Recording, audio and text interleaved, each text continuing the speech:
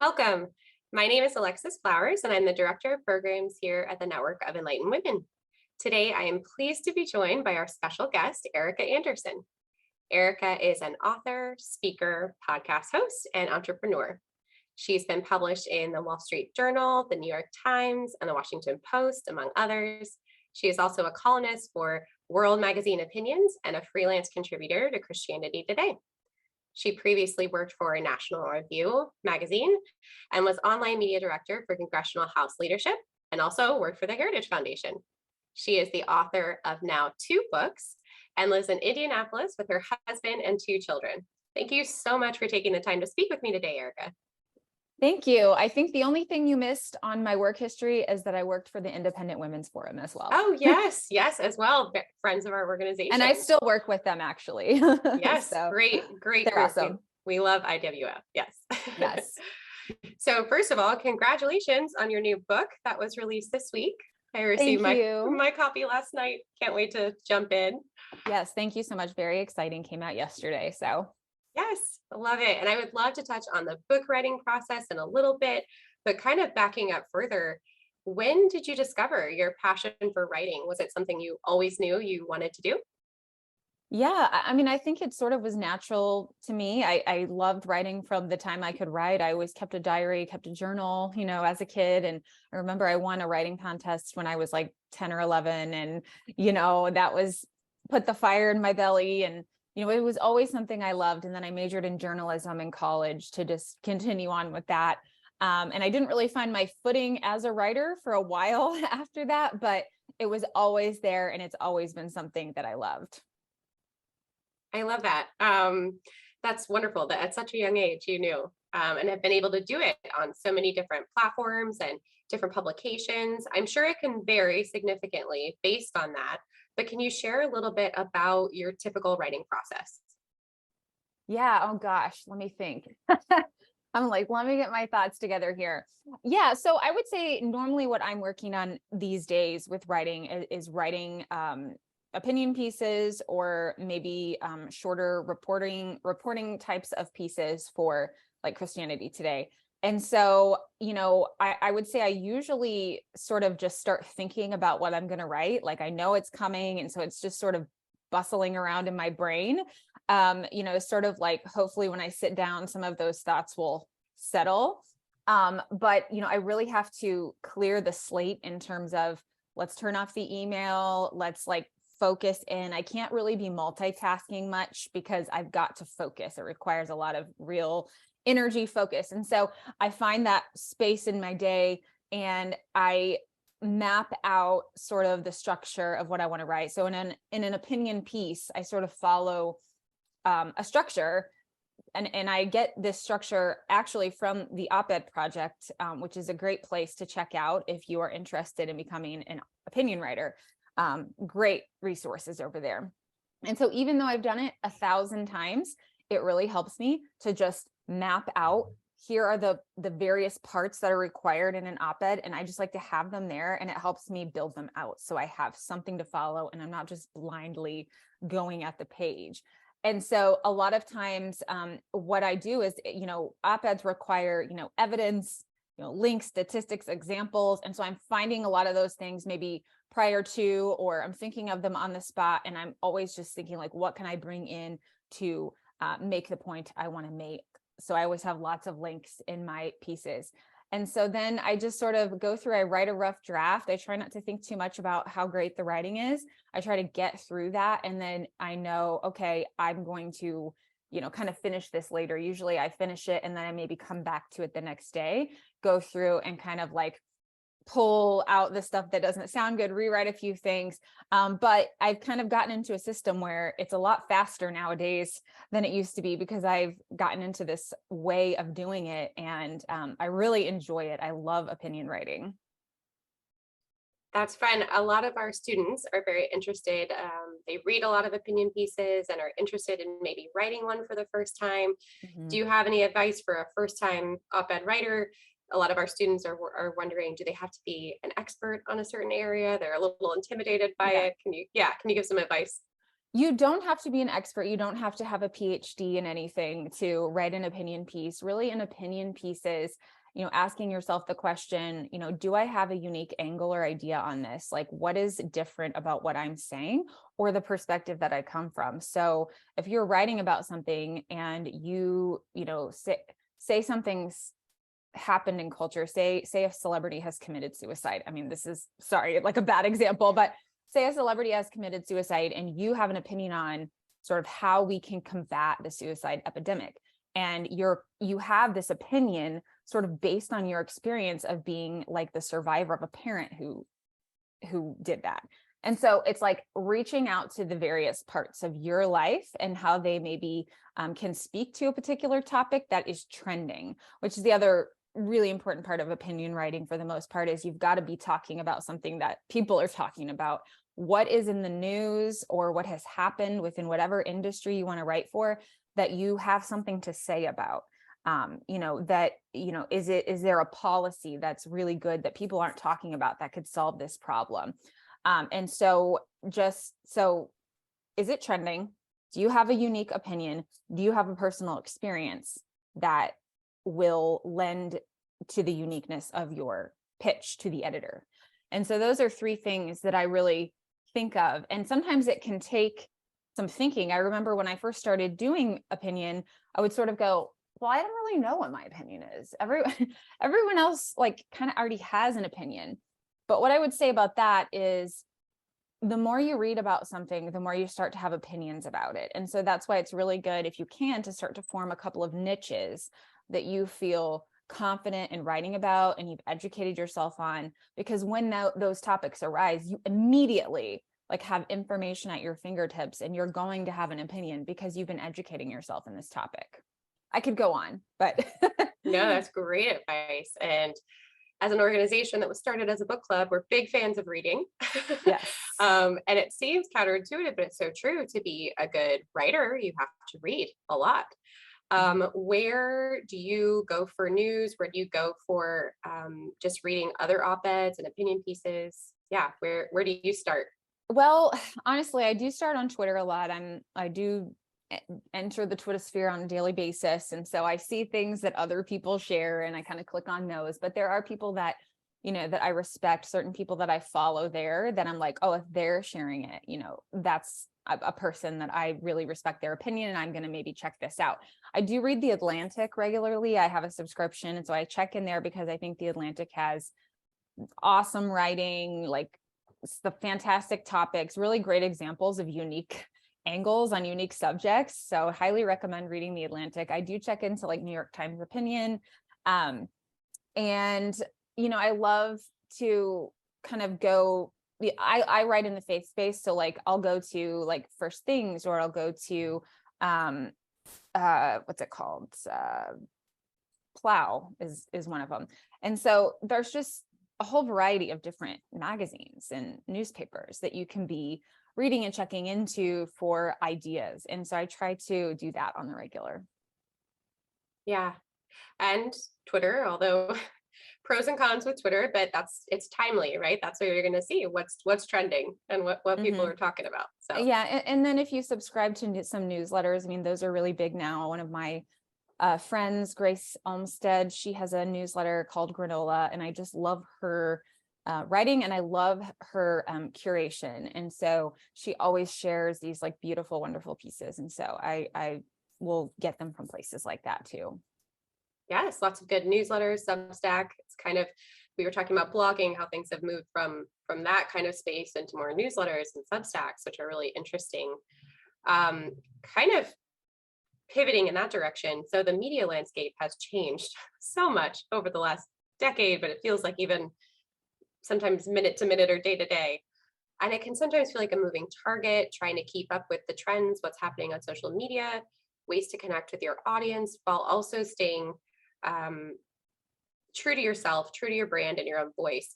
You've been an early adapter of utilizing reels and short form videos. How can you share a little bit about your approach and how you've been able to balance that of meeting people and the audience where they are, but also keeping your brand and your voice consistent? Well, I am definitely a master multitasker. I definitely am maybe busier than some people would want to be, but I love writing and I love social media. So I spent many years as a social media professional. And so that's just sort of a natural love for me as well. And so I think I'm trying to think here.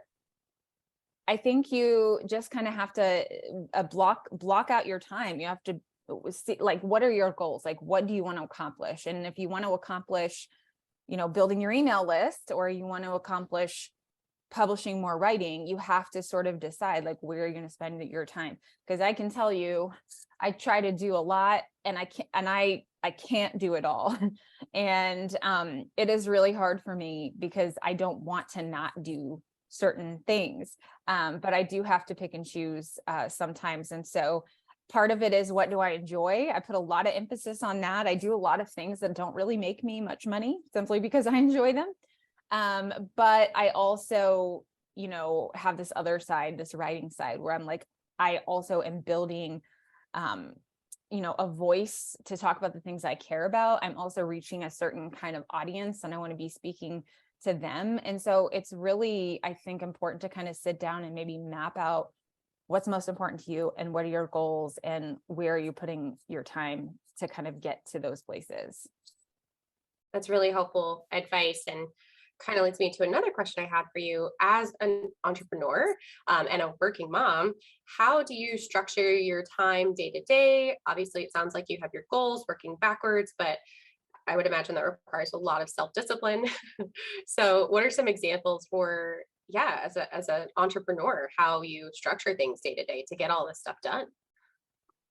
Yeah, I mean, I think it's always a moving, a moving thing. I'm not, like I told you earlier, I'm not a super organized person, and so it probably could make it easier on myself. But I sort of always know what's coming up. Like I don't ever enter the day going like, what in the world am I doing today? Like I'm always sort of thinking about that the day before. I do try to keep my calendar really updated and like checking that immediately, making sure I'm not missing anything. I've sort of learned how much time it takes me to prepare for something. And so if I see something on the calendar that's like Thursday, like I might be like, okay, I need to get that done by like Tuesday afternoon, whatever. Sort of when you've been doing it for a while, you start to understand the time constraints that you have. If you're first starting out, it can be a lot harder because you're like, well, I don't really know, or if I'm starting to work with a new client, like I'll definitely give myself more time as I'm getting to know them because I'm not really sure, how that's going to go. I would say that I have blocked only a certain amount of time to do meetings and interviews. Like, so I have a podcast. So I use tools. So I have a Calendly, which, when people want to schedule with me, I say, oh, here's my Calendly link you can pick. And I have, these 3 hours of 3 days of the week blocked out just for that. Otherwise, if I have interviews like scattered all throughout the week at any time, that really starts to make me feel crazy. So I'm like, okay, these are the only times I do this. I also know that my deep focused creative work has to be done in the morning. I'm a morning person. And so I try to schedule like meetings and things that don't require as much brain work. I try to schedule those later in the day because I know with writing or trying to build something out, like that is going to take really focused work. Like I cannot do that when my kids are around. Some things I can do, I can kind of stop and go if my kids are here, like whatever, but writing, it's just completely out the window if they're around. Yes, but that's important to be reflective, kind of know how you work and how you work best and how you need to structure your day for success. I'm definitely a morning person too, and I've been practicing batching calls and stuff because I realize Yeah. stopping and starting really throws me off. You think like, oh, Yes. I could just pop off and do this, but then it takes double the time to get back into the focus mode of what you were trying, Yeah. the stuff that Yes, requires the brain work. definitely. So great advice. I appreciate that. Pivoting again to your recent book that just came out, can you talk a little bit about that process? What inspired you to write this book now, and how is it different from your first book? Yeah, well, after I wrote my first book, which is more of a memoir, is really about my husband's life, and then I'm sort of in the book as well, but I wrote it.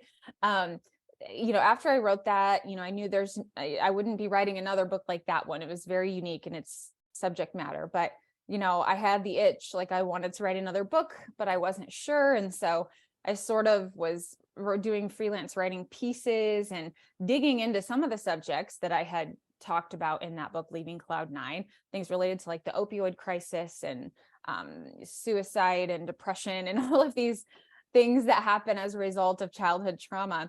But in my research for all of that, I was really led back to church attendance and religion as being the most life-giving force and combatant against many of these things.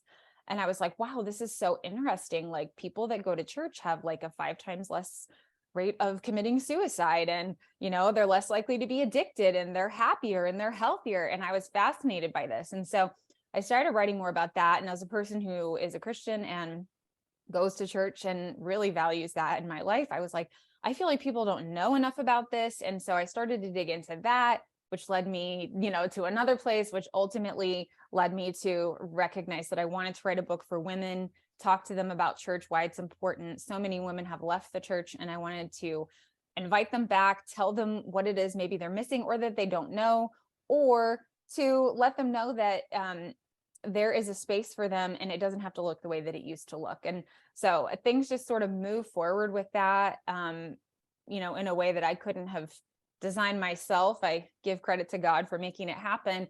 But and it got purchased by Nav Press Publishers, and I'll stop there. You can ask me in between. So I'm kind of going too far.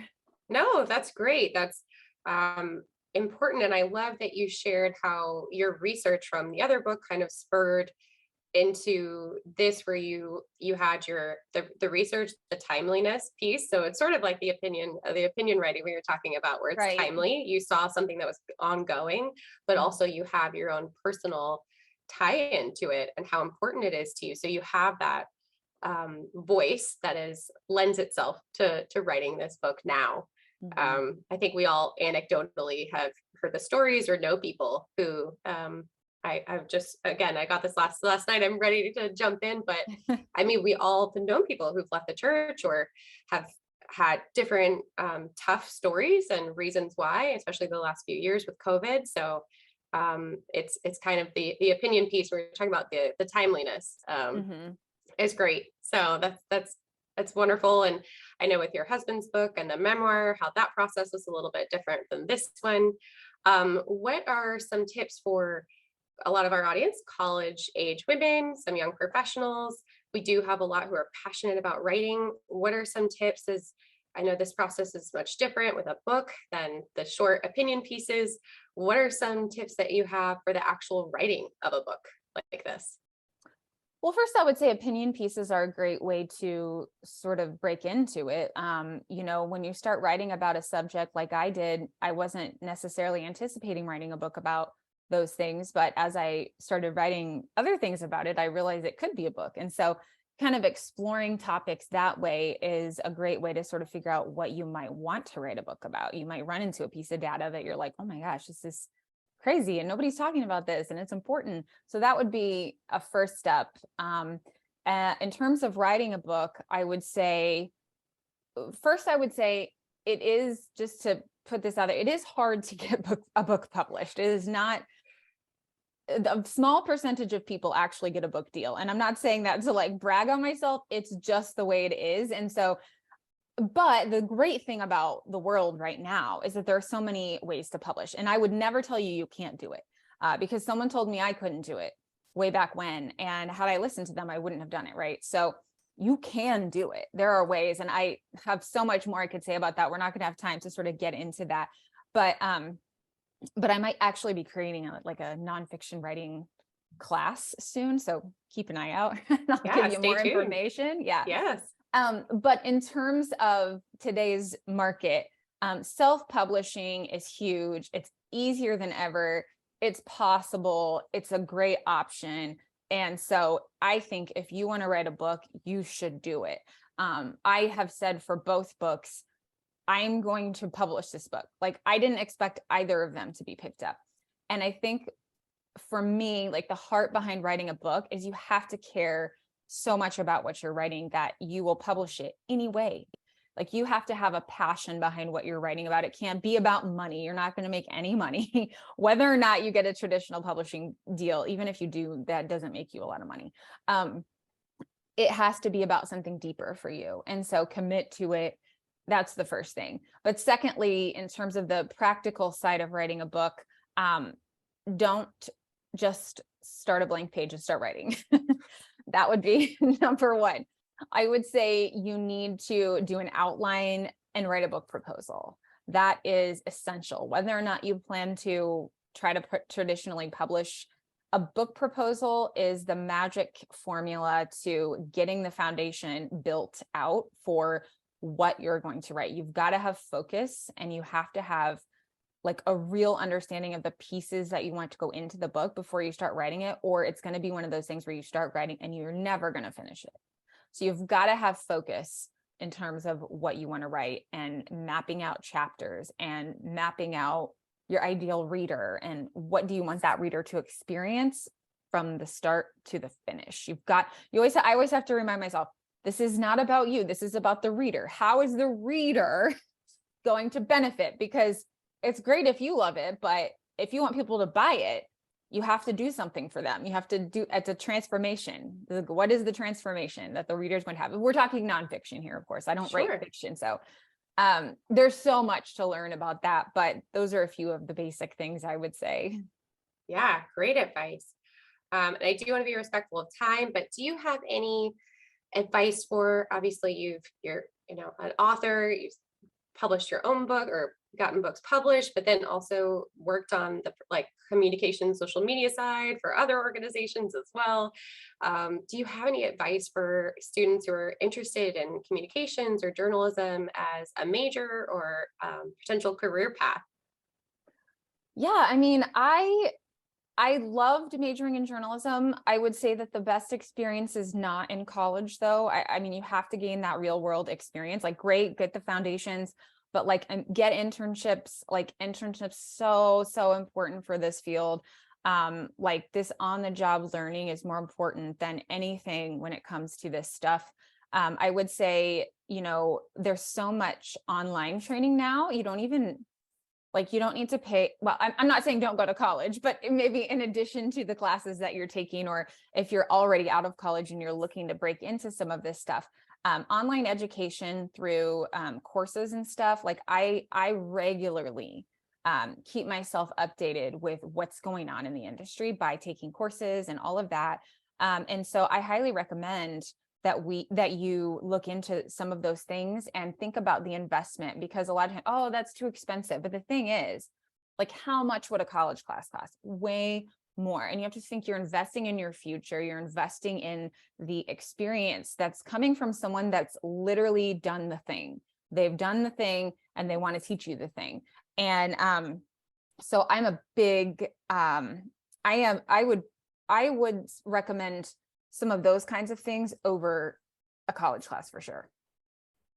Yes, that practical hands-on for journalism, but for anything, right? A lot of times you just have to get in there and try and take the internships, do those classes, and see, like, really get the experience to see. And then you can also find your kind of niche too, and like the types of writing you want to do or the types of communications. And yeah, and I would say also, I graduated college and didn't know what to do with my life, and I moved away and I worked at a hotel, and I was like, what am I doing with my life? So I got an internship when I was 23 or 24. So, I maybe this sounds silly. I mean, I'm way older than that now, but like I felt like I'm getting so old, like I'm too old to be an intern. It's like, no, you're not. You're not too old to be an intern, really, ever, if you can get an internship. But so I was an intern at 24, and from there kind of launched my career path. But it took me till a year after college to sort of figure out where I wanted to go. And then it took me until way after that to actually sort of build more of a writing type of career. And so that's been for the past 4 or 5 years or so. And it's okay to graduate and not know. Because I Right. feel like there's all Yeah. this pressure that like, oh, for 4 years, you have to figure it out for 4 years or less, and you have to know exactly what you want to do, but it's okay if you don't. Yeah, and there's so much more now to just be watching, like find your online mentors, like even if you don't take any of their classes, people put out so much free content.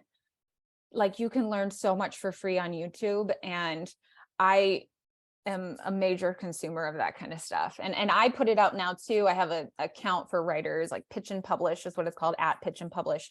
And I don't know when is this video going to go live?